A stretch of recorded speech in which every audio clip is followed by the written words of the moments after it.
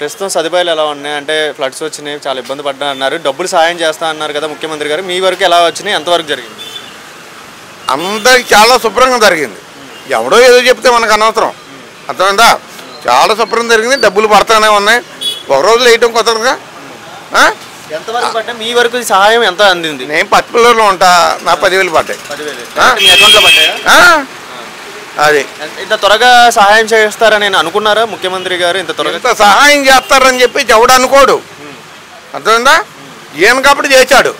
వాళ్ళు ఇచ్చాలని చూడకుండా చేయడు ఇంకా అది కూడా చెప్పు ఇప్పుడు బాబాయ్ గారు గతంలో అంటే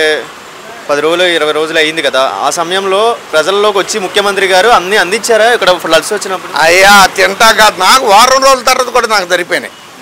ఇచ్చినారా అన్ని సౌకర్యాలు వారం రోజుల తర్వాత కూడా నాకు పాల ప్యాకెట్లు వాటర్ బాటిల్ అన్నీ ఉన్నాయి అంటే కరెంట్ లేదు దానివల్ల వాటర్ రాలి సరేనా బాబాయ్ గారు ఇప్పుడు అంటే మీకు పరిపాలన పరంగా ఎలా అనిపిస్తుంది ఒక మాటలో చెప్పాలంటే ఏం చెప్తారు చంద్రబాబు నాయుడు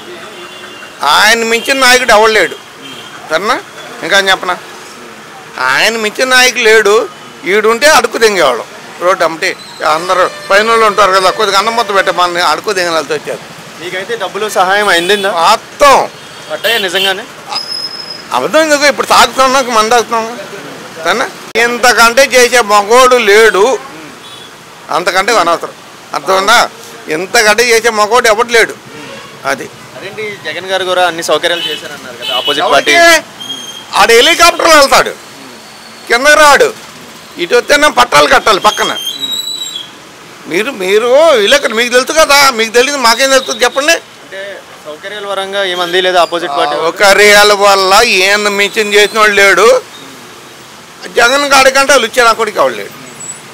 మరి ఇప్పుడు అంటే చంద్రబాబు నాయుడు అనే వ్యక్తి ప్రజలందరికీ అందరి అకౌంట్లకి న్యాయం చేస్తారని నమ్మకం ఉందా డైరెక్ట్ కొంతమందికి ఇచ్చి కొంతమంది ఇవ్వకుండా అలా హోల్డ్ చేస్తారంటారు ప్రతి ఒక్కరికి ఇస్తాడేనా 690 కోట్లు ఏయా వచ్చిందా మీ దాంట్లో 690 కోట్లు ఏ సీఎం అయినా ఇలా చేయగలరు ఇంత ఫాస్ట్గా ఎవడు చేయలేడు ఇంత ఫాస్ట్గా చేసేవాడు ఎవడు చెప్పు ఏయా ఎంత ఇప్పుడు ఉద్దుత్ తుఫాన్ వచ్చినప్పుడు కూడా ఆయన అక్కడ 10-15 రోజులు చేశాడు ఆయన ఈడు 50 లక్షలు ఆయనకి ఇది చేశాడు ఉద్దుత్ తుఫాన్కి ఇచ్చాడు ఈ రోజుకే ఇప్పుడు ₹1 అన్నాడు ₹1 ఎవరికి ఇచ్చాడాడు నువ్వు చెప్పు పని ఇప్పుడు మీడియా కదా మరి ₹1 ఎవరికి ఇచ్చాడు చెప్పాడు ప్రజలకు ఇచ్చాను అంటున్నాడు ఆయన ప్రజలకి ఇక్కడ ఎంతమంది ఉన్నాము వచ్చి ఒక వాటర్ ప్యాకెట్ పాల ప్యాకెట్ భోజనం ఇచ్చాడని చెప్పాను నీ చెప్పు ఇంకోటి ఇచ్చాడు చంద్రబాబు నాయుడు గారు ఇచ్చారా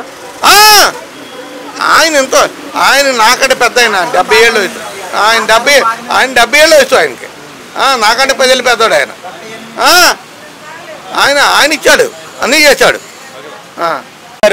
ప్రస్తుతం చూస్తున్నట్లయితే అంటే వరద సమయంలో చాలా ఇబ్బందులు పడ్డారన్నారు ఇప్పుడు సాయం చేస్తానని ముఖ్యమంత్రి అన్నారు కదా ఇప్పుడు వరద సమయంలో చంద్రబాబుని మించింది లేదు ఆయనలాగా ఎవరు చేయలేరు అంటారు ఎవరు లేదు అందరికి వస్తున్నాయి కాకపోతే కొంచెం లేట్ అవుతుంది వస్తున్నాయి అందరికి వస్తున్నాయి డబ్బులు చేతికి ఇస్తే మంచిదే అకౌంట్లో వేయడం మంచిదా అకౌంట్లో వేసినా మంచిదే చేతికి ఇచ్చినా మంచిది రెండు ఒకటే పని అంటారా సహాయం చేయడం ఓకే అన్నీ బాగుంటాయి బాబు గారు చేసినవన్నీ కూడా బాబు గారు చేసినవన్నీ కూడా